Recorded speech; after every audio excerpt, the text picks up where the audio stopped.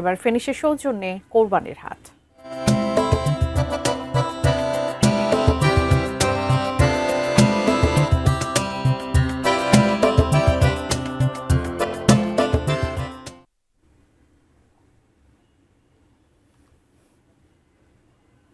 কোরবানির হাটে ক্রেতা বিক্রেতাদের উপস্থিতি ক্রমশই বাড়ছে। নওগাঁয় জমে উঠেছে পশুর হাট। বিস্তারিত জানিয়েছেন নওগাঁ প্রতিনিধি রায়হান আলম। নওগাঁয় শেষ মুহূর্তে কুরবানির হাটগুলো জমে উঠেছে। ক্রেতা বিক্রেতার সরগরমে হাটগুলো মুখরিত হয়ে উঠেছে। এবারে কুরবানিতে সবচাইতে ছোট গরুর চাহিদা সবচেয়ে বেশি, বিশেষ করে 90,000 থেকে শুরু করে 1,20,000-30,000 টাকার গরুর সবচাইতে বেশি বেচা কিনা হচ্ছে। বড় গরুর তুলনামূলকভাবে কম বেচা কিনা হচ্ছে।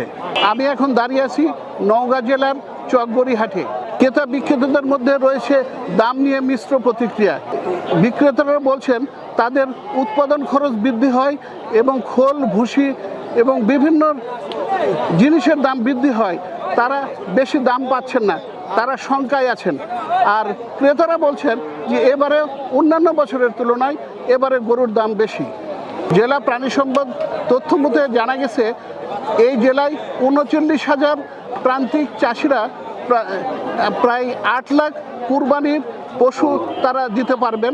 জেলার চাহিদা রয়েছে 4 লাখ, আর বাকি 4 লাখ তারা এই জেলা থেকে দেশের বিভিন্ন জেলায় তারা সরবরাহ করতে পারবেন। এই ছিল আমার নওগাঁর কুরবানি হাটের সর্বশেষ খবর। লক্ষ্মীপুরে জমে উঠেছে কোরবানি পশুর হাট। লক্ষ্মীপুর পৌর বাজারের গরুর হাট থেকে বিস্তারিত জানাচ্ছেন প্রতিনিধি মেহরাজ উদ্দিন রবিন।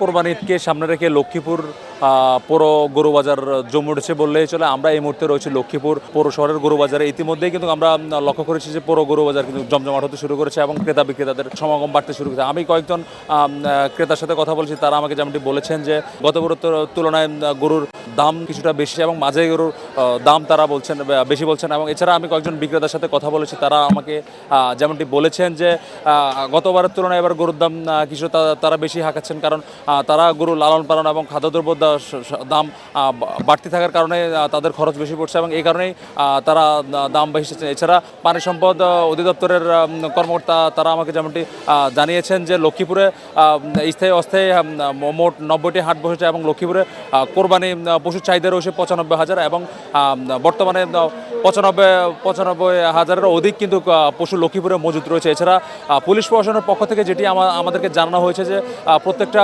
বড় বড় পশুর হাটগুলোতে তারা মনিটরিং টিম বসিয়েছেন এবং জাল টাকা ধরার ক্ষেত্রে এবং খামারি এবং পশু নিয়ে যারা আসেন তাদের নিরাপত্তার জন্য তারা সর্বোচ্চ পদক্ষেপ ও মনিটরিং করে তারা পরিস্থিতি অবজারভেশন করছেন।